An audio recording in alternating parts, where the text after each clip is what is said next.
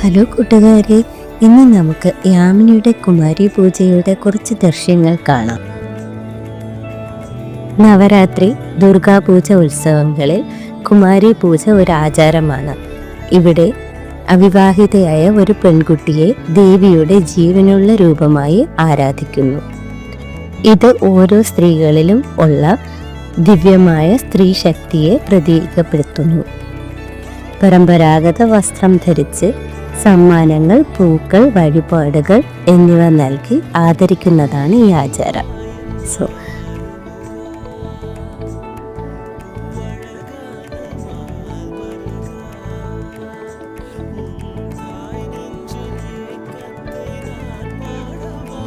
ഈ വീഡിയോ നിങ്ങൾക്ക് ഇഷ്ടപ്പെട്ടെന്ന് വിചാരിക്കുന്നു. ഇനിയൊരു വീഡിയോയുമായി വീണ്ടും വരും വരെ ബൈ ബൈ, ടേക്ക് കെയർ.